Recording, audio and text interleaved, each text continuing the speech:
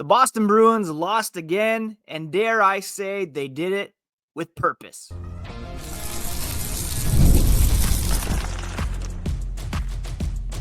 You're Locked On Bruins, your daily podcast on the Boston Bruins. Part of the Locked On Podcast Network, your team every day. What is up, Bruins fans, and welcome back to the Locked On Boston Bruins podcast. I'm your host, Ian McLaren, and this is a daily show where we discuss all things Spoked Beat. Today is Tuesday, March 18th, and I want to thank you so much for making Locked On Bruins part of your day. It's part of the Locked On Podcast Network, your team every day, and you can find it on your favorite podcast app and on YouTube. Today's episode is brought to you by Game Time. Download the Game Time app, create an account, and use code LOCKEDONNHL for $20 off your first purchase. The Boston Bruins lost last night in overtime to the lowly Buffalo Sabres, and I think it's time to, if we haven't already, reset expectations for the balance of the season. We'll discuss that and some storylines, stats, and signals from last night's game, including, let's just get Morgan Geekie re-signed, shall we? Before we get into all that, a quick reminder, you can find the podcast on social media at Locked NHL Bruins, and you can find me, my hockey thoughts, dad jokes, at Ian C. McLaren. All right, let's get into last night's game, shall we? The Boston Bruins losing once again, their sixth loss in their past 8 games, as pretty much any hope of making the playoffs has now been erased. And like I said off the top, our expectations should not be wins here down the stretch. It's quite clear that Don Sweeney and interim head coach Joe Sacco have laid out a plan for the rest of the season. And when you have guys like Patrick Brown, Vinny Lettieri, even Cole Koepke to a certain degree in the lineup over youngsters like Matt Patra, Fraser Minton, who had a hat trick the other day for the Providence Bruins, over other young options like Riley Tufte or Georgi Merkulov, Fabian Lysell. It's pretty clear that the Bruins have in mind now to field a veteran-laden lineup that is not necessarily built to deliver a playoff spot. Let's just be honest. If you have Cole Koepke and Vinny Lettieri in your top 6 at the moment, and you have Patrick Brown in the lineup as your fourth line center, like that's not a recipe for success. And even if the Bruins were to squeak into the playoffs, there is zero chance that they would have any possibility of winning a round, maybe even not a game, if they made it to the playoffs with this roster. All right.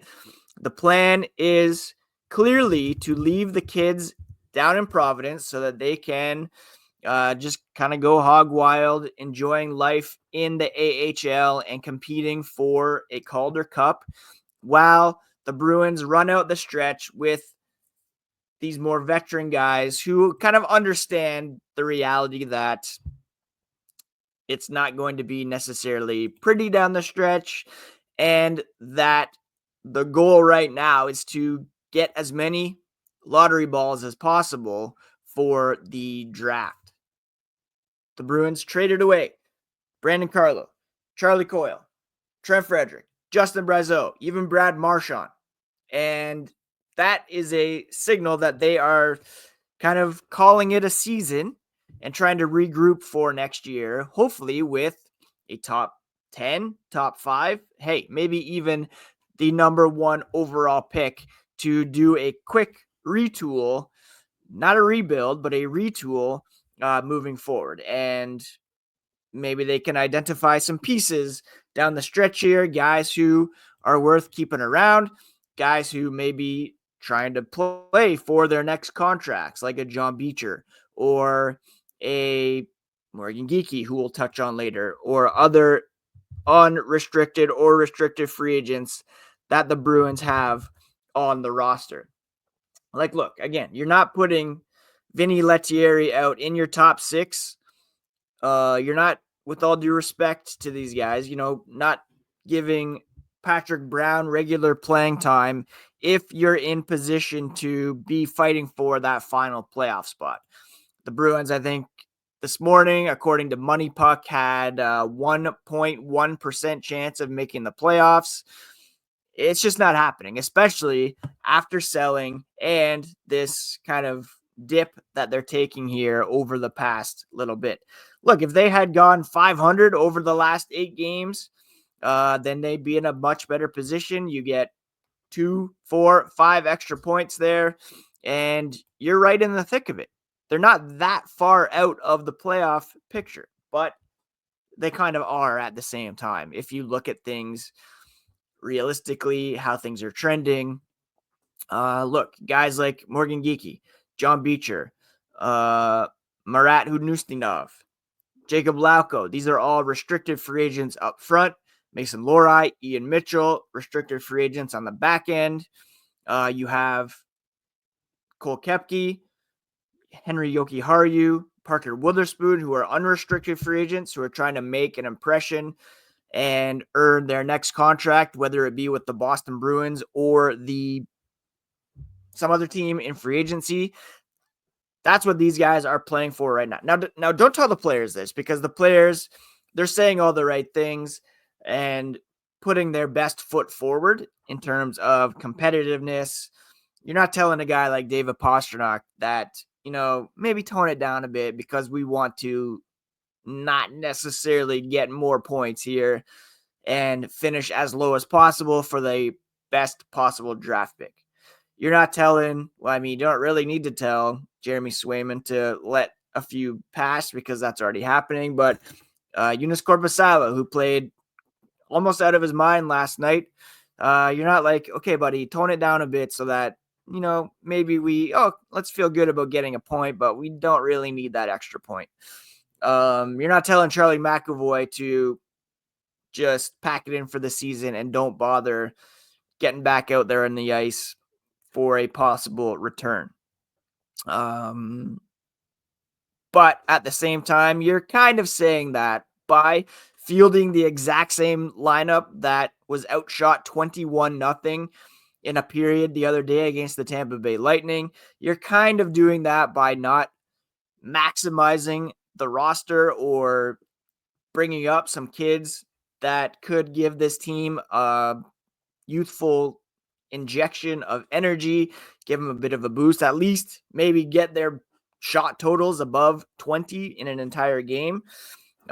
You're kind of sending those signals, not only by having already sold off those vets, but by replacing them on the lineup with these kind of veteran guys who are just called upon to ride out the stretch and put the crest above themselves. You know what I mean? And you could argue that, and even I saw Fluto Shinzawa in The Athletic this morning arguing that a guy like Matt Poitras hasn't earned a place back in the NHL lineup. Fraser Minton could maybe make an impact with the Bruins right now, but he's better served down there fighting for the Calder Cup and playing big-time minutes against, let's say, lesser competition. You don't want to throw these guys into the meat grinder of a 5-game Western Conference California road trip through Vegas when the likelihood of them winning is not great. And the reality is they don't want to necessarily increase their likelihood of winning. If you know, kind of wink, wink. It's not a tank per se, but it's let's get through the season, regroup in the summer, use that $30 million or so that we're going to have in cap space wisely, hopefully draft a center in the top 5, 7, 3, and see what happens from there. So that's the big storyline to me last night. It was a fun game to watch, competitive game. Guys are still getting amped up. Zadorov dropping the gloves. Some electric plays by Morgan Geekie offensively, some fantastic play in net by Eunice Corpusalo. But, that 1 point is kind of enough, if you know what I mean. Wink, wink. We'll touch on some more stats and signals from this game, as well as, we'll update the playoff picture here as the podcast continues.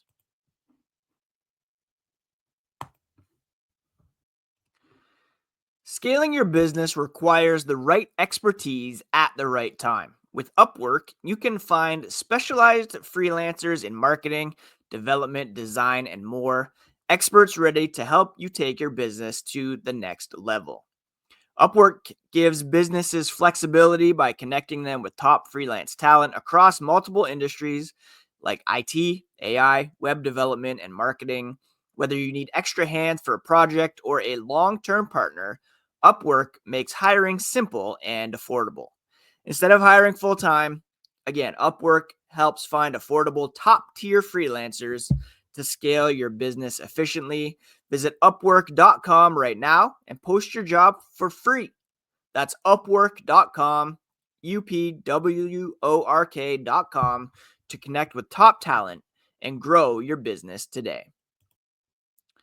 There's absolutely nothing like watching basketball live. The energy of the crowd, the sound of sneakers on the hardwood, maybe even a celebrity sighting courtside. I saw some members of NSYNC at a game recently. If you want to catch a game in person, Game Time makes getting tickets easier than ever. Game Time's new feature, Game Time Picks, filters out the fluff and shows you only the best deals on great seats. So you don't have to waste time scrolling through thousands of tickets. I just checked the Game Time app and there were amazing deals on some huge games and concerts coming up in my area. Take the guesswork out of buying tickets with Game Time Picks. Download the Game Time app, create an account, and use code LOCKEDONNHL for $20 off your first purchase. Terms do apply, but again, create an account and redeem code LOCKEDONNHL for $20 off your first purchase.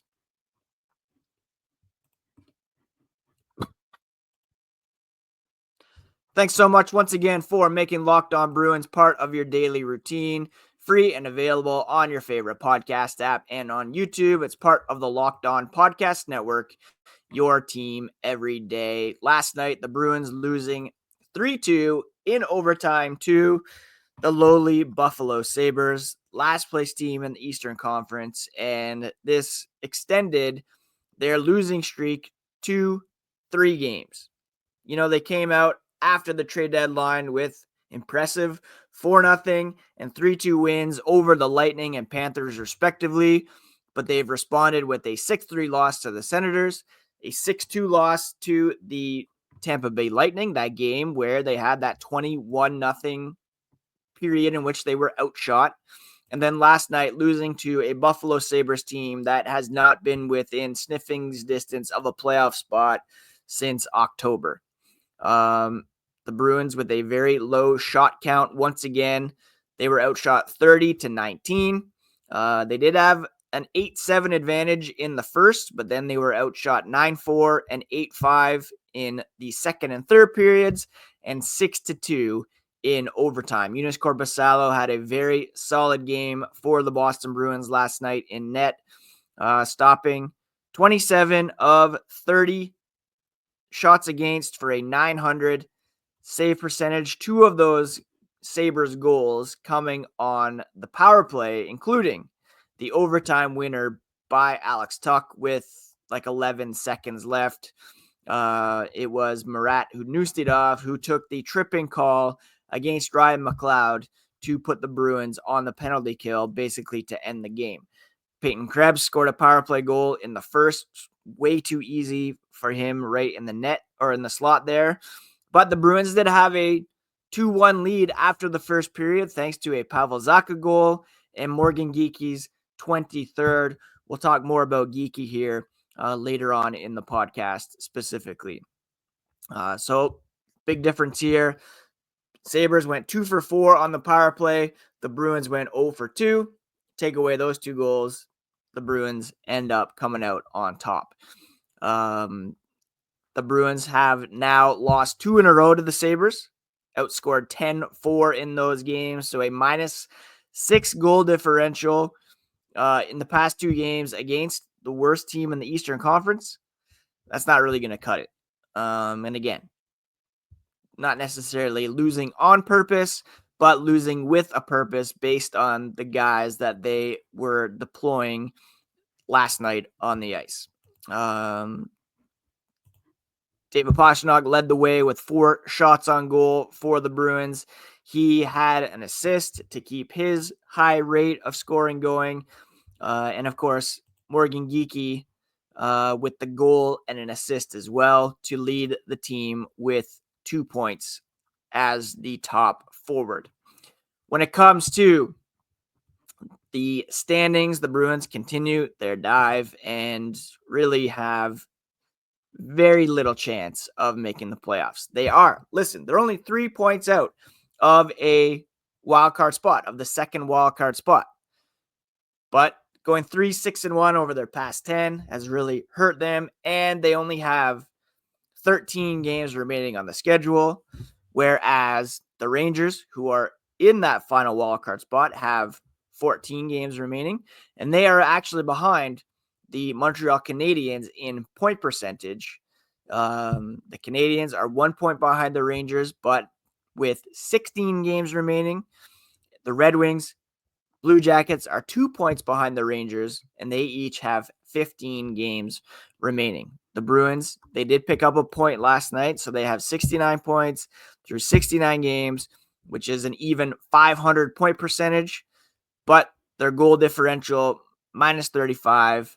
Only 3 teams with lower point percentages than the Bruins in the East, and that includes the Buffalo Sabres, to whom they lost last night. The Penguins, they're on a 4-game win streak, and who knows, they could even pass the Bruins at this point. When you look at the league standings, the Bruins are currently 23rd in the NHL in terms of total points, well above the worst teams in the league, that being the Sharks, who've already been eliminated. Then you have the Blackhawks, the Predators. The Bruins would need to drop a bit in order to have their draft odds improved. If you look at the NHL draft lottery simulator here this morning, let's see where the Bruins are at in terms of, I mentioned they have a 1.1% chance of making the playoffs. They currently have a 5% chance of getting the first pick overall. So very slim, but right now they would be in line for the 9th overall pick. We would love to see them increase a bit. We know there's some good young players available in the draft. And of course, the Locked On Boston Bruins podcast is going to look and sound a bit different here come playoff time. The Bruins have been a playoff team through the course of this podcast. They haven't missed since 2015, 2016, and that was like by the slimmest of margins on the last day of the season. They haven't been this bad since 2007, 2008. So a lot of you out there who are listening, if you are a newer Bruins fan, this is kind of uncharted territory. The Bruins, again, have only missed the playoffs twice in the last, in the shootout era, I should say. So that being post 2004, 2005, the Bruins have missed the playoffs only 4 times. And that was in 2006, 2007, and then again in 2015 and 2016. And they haven't been this low in the standings since that 2006-2007 season where they had 76 points total. The Bruins right now have, so that's below 500, obviously. The Bruins are kind of on the brink of going below 500. And again, they're kind of doing so on purpose after cleaning house, freeing up some money, and trying to get the highest possible draft pick that they can. Now, as we look towards next season, there's a guy that I believe the Bruins should be all in on, well, to a certain degree, and that's Morgan Geekie, who had a fantastic game last night. We'll discuss his role here as the podcast continues.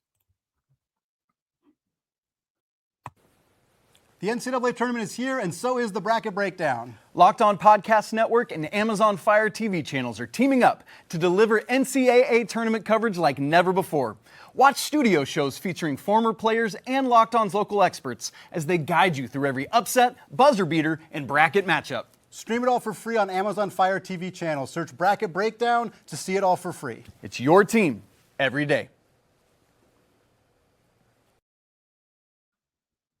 All right, so Morgan Geekie is a restricted free agent this summer, and I think he has more than merited a contract with the Boston Bruins. He scored his 23rd goal of the season last night, and you can make an argument that the line of Geekie, Pavel Zacha, David Pastrnak is pretty much the only line that's clicking, the only line that's working, and the only really bona fide NHL level line that this team has. I think it's very much worth, when you have something that works, try to keep it together as best you can. Now, I posted that on Blue Sky the other day, and people wondered, well, is he going to be too expensive? Has this season priced himself out of being back? He's only making $2 million this season, so that's great value for a guy who's got 23 goals. I don't think he's really worth like a $6 million contract or something, but if they could find some middle ground in the $3 to $4 million range, that would be, fantastic. He can become an unrestricted free agent next summer. He does have arbitration rights, so he certainly will have a case for a major raise if he wants to press that. But at the same time, while he does have 23 goals, his shooting percentage is a bit elevated at 18.5%, meaning you look at his career average of around 13.3%, you could say that, yeah, you've had a fantastic season, but you're going to need to shoot the puck a lot more if you want to sustain this success. And we probably need you to replicate this at least one more time before giving you the big bucks. You know what I mean? So maybe they sign a 1-year kind of bridge-ish deal where it's like 1 year, $4 million, say at the most, maybe. And then do this again. Show us that this is who you are, and we will commit to you long-term kind of next summer. I don't think it would be wise per se to commit long-term right now, because again, you have this $28.2 million in available cap space coming up this summer. There's going to be some pretty big fish out there that you might want to chase, a la a Morgan Geekie per se, or maybe you want to sign a John Tavares as a center. He's obviously further on in his career, and that might not be wise, but who knows? And it could be if you are looking to retool and have a quick turnaround, get back to the playoffs next season while you wait for whoever you draft to develop. It might not be the worst idea. Anyways, this is all stuff that we will discuss over the summer, of course. Still 13 games remaining on the schedule, and we'll continue to follow this team each and every day. Obviously, the next game will be Thursday late against the Vegas Golden Knights. Bruce Cassidy coming up this week on the podcast. We will bring you all the latest from the black and gold. Mark Diver of New England Hockey Journal, NHL.com contributor, reporting Fabian Lysell is not on the ice for Providence Bruins practice this morning. Does that suggest a recall is in the works? As I've been talking about, keeping the kids down. We'll see if that indeed does happen. And if it does, I'll be sure to give you all the latest here on Locked On Boston Bruins. You're going to want to follow the Instagram account, Locked NHL Bruins, subscribe to the YouTube page, like this video, hit that notification button so that you never miss a thing here on Locked On Boston Bruins. Disappointing result last night, depending on which end of things you're looking at it from. For me, I'm not expecting many W's over the next few weeks. Not really pushing for them to make the playoffs necessarily, because there's a real opportunity here to cash in with a nice draft pick. It would be their highest since Zach Hamill was picked 8th or whatever overall in 2007. Don't really want to harken back to that because, of course, that pick did not pan out. And let me just look at that draft, because if I remember correctly, someone pretty good was taken shortly thereafter. Was it not Patrick Marleau. Logan Couture was drafted very soon after Zach Hamill. Not a great pick by the Bruins. Obviously, Don Sweeney doesn't have the cleanest draft record.